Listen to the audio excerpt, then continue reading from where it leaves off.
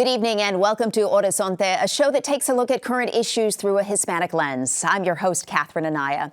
Elizabeth Camarillo Gutierrez was just 15 years old when she experienced a life situation that would break most people her age. Her undocumented parents were forced back to Mexico, but Elizabeth made the brave decision to stay in Tucson, where she was responsible for not only finishing school, but finding shelter. With sheer persistence and determination, she graduated high school at the top of her class, then from an Ivy League university, worked on Wall Street, and became the legal guardian of her brother, all before the age of 25. She also gave a TED Talk, which led to a memoir that Elizabeth has written about her life-changing experience and decision and how it has shaped her views on the immigration system in this country, the importance of family, and achieving the American dream. Please welcome Elizabeth Camarillo Gutierrez to Horizonte. So nice to see you, Elizabeth.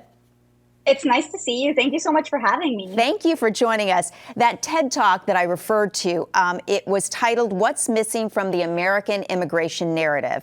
about your family's life-changing experience. Did you ever expect that that TED Talk would go viral and explode the way it did?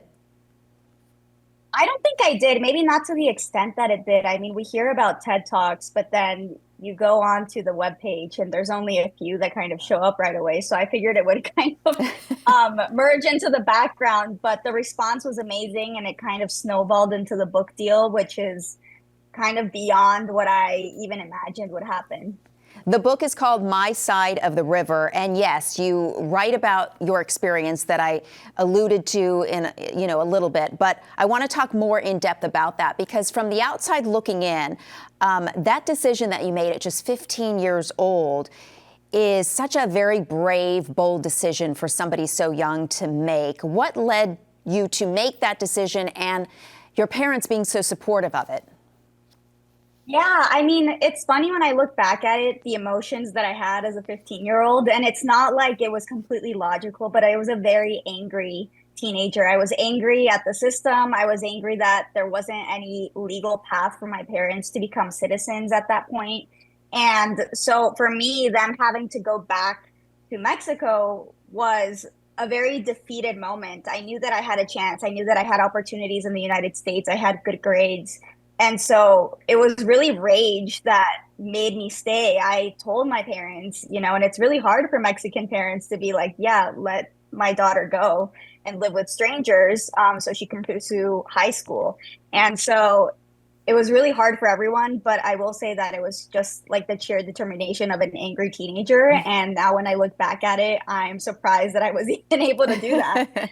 But when you look back at everything that you've been able to accomplish in a matter of 13 years, was that ever in your vision when you made that decision? Was any of this ever in your vision or even for your parents? I mean, were they thinking, let's just get her to graduate high school? Or were you always thinking big? All of you? Honestly, I was always thinking big. I think my parents were a bit delusional. They thought I was a prodigy from a very young age. And so they had always kind of instilled that in me. It wasn't if you go to college when I was growing up, it was when you go to college. And it wasn't how am I going to pay for it? It was there's always a way to get your education because an education is priceless. And so they dreamt big and they had big expectations. I had big expectations for myself. And the only person that I was disappointing at the end of the day was myself. And so why not shoot big and see what happens? And then that's kind of where things led. So I'm not going to say I wasn't ambitious because I think ambition is the core of who I am. And even still, though, it's not like I expected or grew up thinking I'm going to write a book or, I'm going to go do these things on TV and be featured on all these things. It kind of just, spiraled. And I feel like these things happen when you continuously push yourself to be in the right room at the right time. I want to put people in your situation at that time because after your parents left, you became what's described as an unaccompanied homeless youth, one of the thousands of children affected by family separation due to the broken immigration laws. This had to have been incredibly emotional, logistically overwhelming. What was life like for you at that time, and what did you focus on to get through it? Yeah, I mean, it was a logistical nightmare, to be quite honest. I was 15. I was a U.S. citizen. I still am a U.S. citizen. I was born in the United States. And, the system doesn't track US citizen children of immigrants when their parents are deported or when there is a separation that occurs for whatever reason. And so there was no safety net in place for me. There was no social workers or anything that kind of came up to me and were like, what are you going to do? It was me kind of looking for resources, and it was me going to my local elementary school and talking to the teachers and finding a family that would take me in.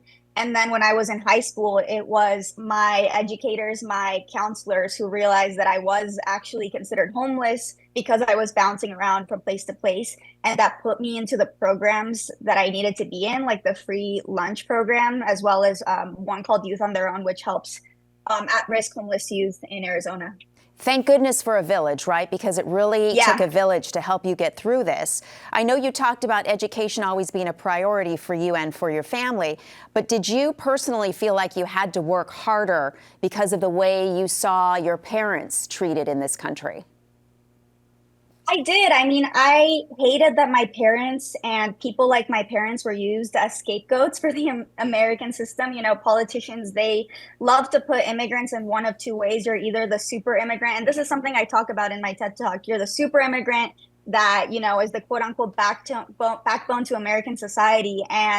Or you're the scapegoat, you're the dishwasher, you're the person that people look down upon that is quote unquote stealing American jobs. And so I hated both of these perspectives, but I knew that, being the super immigrant or being that poster child was going to get me places. And I figured that if these narratives exist, I'm going to exploit it so that I can get to where I need to be, so that I can help my family and also my community. So let's talk a little bit more about the book and how you explain in the book how this experience has shaped and influenced the way you see immigration in this country, and referring to your TED Talk, what is missing from the American immigrant narrative in this country?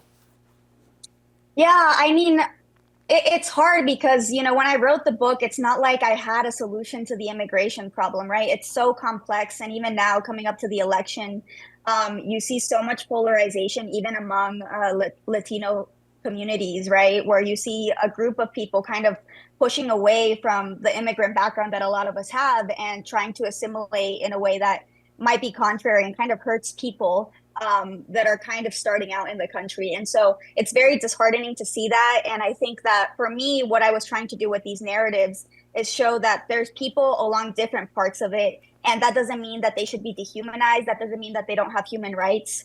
And so my goal was to provide, I guess, a vision into what our lives were and why we're still human, we're flawed, we're beautiful, and we deserve, basic human rights. What kind of an impact do you think your book has made so far in creating some of those perspectives or encouraging conversations about it?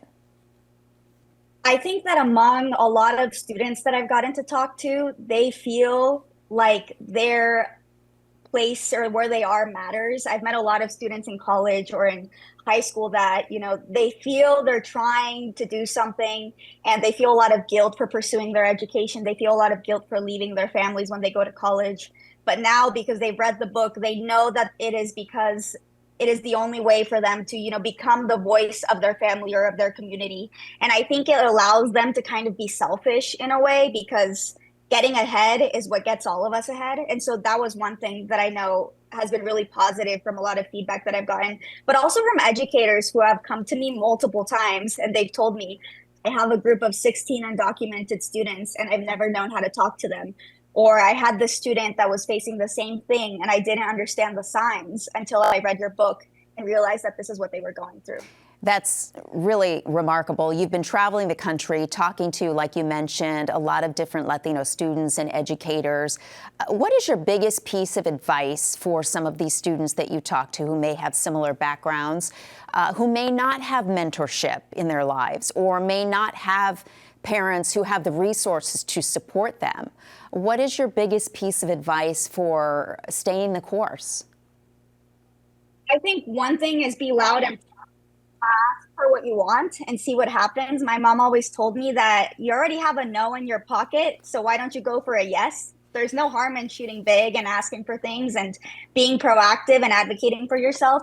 My parents always told me too, when I didn't understand something in class, they're like, well, isn't that the teacher's job to make sure that you understand? So you follow up with that teacher and make sure that you understand and make sure that they know your name.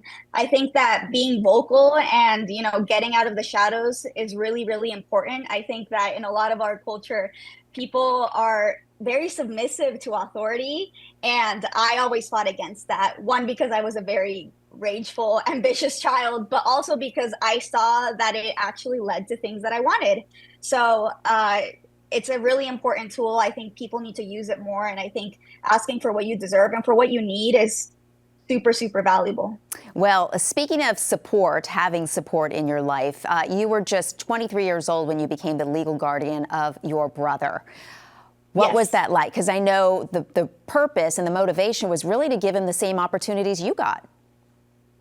Exactly. I mean, when I graduated from college, I was quite honestly looking for different boarding schools that would take him in. I did not want to be a 23-year-old taking legal guardianship of a 16-year-old teenager. I was like, my life is over. I'm going to become a mom to a teenager. How am I going to do this? But those things didn't work out. And so I always told him, you're going to come back to the United States with me. It is not an option. I'm not giving you a choice. You're coming because I think that you are a good student and that I think you have opportunity. So it was honestly navigating these systems together and making sure that he was placed in the right school, that he had the right support, and that he got ESL guidance and support, because it was an entitlement to him. And it was really hard to get, actually, even in a city like New York, where it's so diverse. It was really hard to get him ESL help, but we ended up doing that. And he learned really valuable lessons, like speaking up for yourself and advocating for yourself, and knowing to trust your gut. When something feels wrong, you stand up and you say something. Absolutely. So he's doing well. Your parents are doing well. Yeah, my brother is actually a senior at Middlebury College. He's studying art history, and he's actually doing his thesis on the immigration system through an art lens. I think there's a bunch of people that are really working with like the border crisis, and they're trying to kind of share that through this different lens that I don't fully understand. I mean, I work in tech, but he's doing really well. And my parents, they just got their green card. So when I, became an adult, I had the opportunity to do that. And so as soon as I had the resources, I started that process. They just got their green cards, and they're actually here in New York. They've been here for a while, so hopefully they give me some space soon, but I still love them. Well, they must be so proud of you. Any chance that you'll write another book? I hope so. I think right now my goal is to see what happens with the election. For me, like I said, I'm very filled by rage and inspiration. So as soon as I feel something is unjust, I get inspired to say something. And I think, honestly, I'm waiting to see what happens with the election. I'm trying to figure out how I can support in the upcoming days, but just kind of get a sense for where the country is at, and then figure out what I want to do next. You can't write two memoirs in a row. So I'm looking into something like nonfiction, maybe for younger students, but we'll see. Well, you are inspiring. Congratulations on the book, and much continued success to you. It's been a pleasure chatting with you. Thank you so much. Thank you. And that's our show for tonight. For Horizonte and Arizona PBS, I'm Catherine Anaya. Have a great night.